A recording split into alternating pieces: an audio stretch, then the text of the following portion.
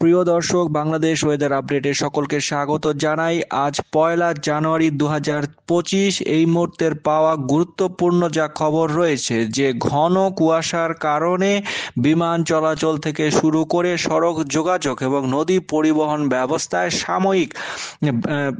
সাময়িকভাবে ব্যাহত হতে পারে আগামী 24 থেকে 48 ঘন্টা।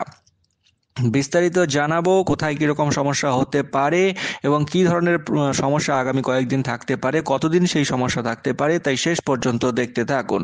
এই মুহূর্তের আবহাওয়ার পরিস্থিতি যা জানা যাচ্ছে যে মৌসুমের স্বাভাবিক লঘুচাপ দক্ষিণ বঙ্গোপসাগরে অবস্থান করছে এবং এর বর্ধিতাংশ উত্তর বঙ্গোপসাগর পর্যন্ত বিস্তৃত রয়েছে এবং বঙ্গোপসাগর এই মুহূর্তে স্বাভাবিক অবস্থাতেই রয়েছে। আজ 1 জানুয়ারি এই মুহূর্তে 2025 এই মুহূর্তে যা দেখা যাচ্ছে, সারা দেশের আবহাওয়া মূলত শুষ্ক অবস্থায় থাকবে, কোথাও বৃষ্টিপাতের কোনো সম্ভাবনা নেই। তবে মধ্যরাত থেকে সকাল পর্যন্ত মাঝারি থেকে ঘন কুয়াশা পড়ার সম্ভাবনা রয়েছে এবং কোনো কোনো জায়গায় তা দুপুর পর্যন্ত অব্যাহত থাকতে পারে। এই ঘন কুয়াশার কারণে আজ সারাদিনে বিশেষ করে দুপুর পর্যন্ত বিমান চলাচল, অভ্যন্তরীণ নদী পরিবহন এবং সড়ক যোগাযোগ সাময়িকভাবে ব্যাহত হওয়ার সম্ভাবনা রয়েছে।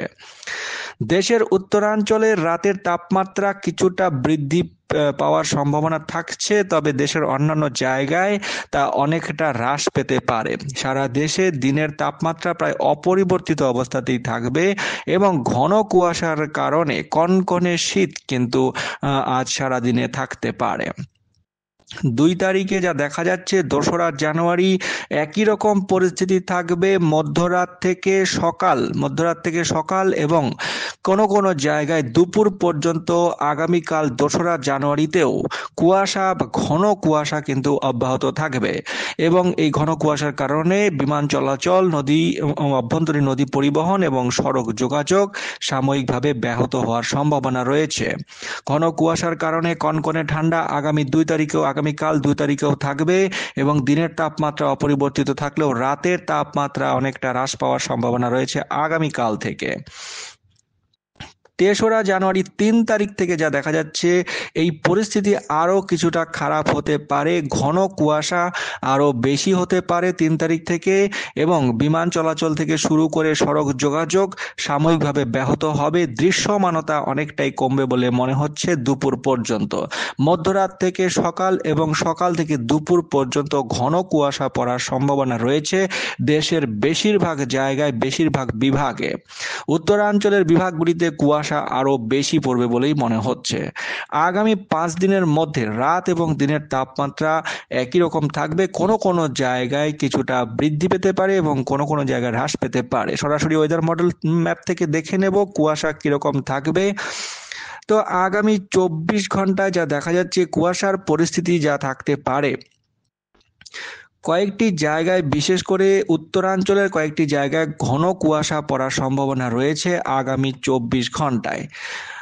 আজ 1 জানুয়ারি এই মুহূর্তের পরিস্থিতি অনুযায়ী যা দেখা যাচ্ছে, আজ ভোর থেকে সকালের মধ্যে সিলেট বিভাগে ঘন কুয়াশার সম্ভাবনা রয়েছে এবং দৃশ্যমানতা অনেকটাই কম থাকবে বলে মনে হচ্ছে এবং রংপুর বিভাগের কোনো কোনো জায়গাতেও কুয়াশা অনেকটাই ঘন থাকবে বলে মনে হচ্ছে। পরবর্তী সময়ে ভোর থেকে পরবর্তী সময়ে রংপুর বিভাগের বিস্তীর্ণ এলাকাতে কুয়াশার পরিমাণ অনেকটাই বৃদ্ধি পাবে এবং যা দেখা যাচ্ছে, রংপুর বিভাগের রংপুর শহর, চিলমারি, লালমনিরহাট, এই দেবীগঞ্জ, পঞ্চগড়, এছাড়া চর রাজীবপুর, এই দিকটায় সিলেট ও ময়মনসিংহ বিভাগের ফুলপুর, নেত্রকোনা, কেন্দুয়া, কিশোরগঞ্জ, কাদিয়াদি, নাসিরনগর, ব্রাহ্মণবাড়িয়া, ব্রাহ্মণপাড়া, মৌলভীবাজার এবং এই দিকটায় যা দেখা যাচ্ছে, জগন্নাথপুর থেকে শুরু করে সিলেট সহ, বারলেখা সহ এই সমস্ত জায়গা, সম্পূর্ণ সিলেট বিভাগ ঘন কুয়াশায় ঢেকে থাকবে বলে মনে হচ্ছে। ভোর থেকে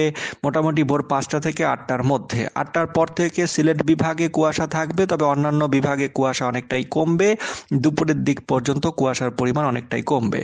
পরের দিন আমরা 2 জানুয়ারি যদি দেখি, সিলেট বিভাগে একই রকমভাবে ঘন থেকে অতি ঘন কুয়াশা থাকতে পারে। রংপুর বিভাগের উত্তর দিকের লালমনিরহাট থেকে শুরু করে ঠাকুরগাঁও, পঞ্চগড় এই সমস্ত জায়গায় জলঢাকা, দেবীগঞ্জে ঘন কুয়াশার সম্ভাবনা রয়েছে। কুয়াশা এবং ধোঁয়াশা দুটোই থাকতে পারে, অর্থাৎ দৃশ্যমানতা অনেকটাই কম থাকবে। চট্টগ্রাম বিভাগের বিস্তীর্ণ এলাকাতেও প্রায় সম্পূর্ণ চট্টগ্রামই বেশিরভাগ এলাকাতেই কিন্তু কুয়াশা অনেকটাই বেশি থাকবে।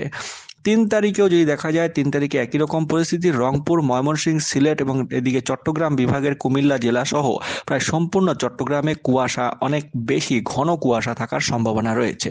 তো দর্শক, এই ছিল আগামী 72 ঘন্টার আবহাওয়ার পরিস্থিতি।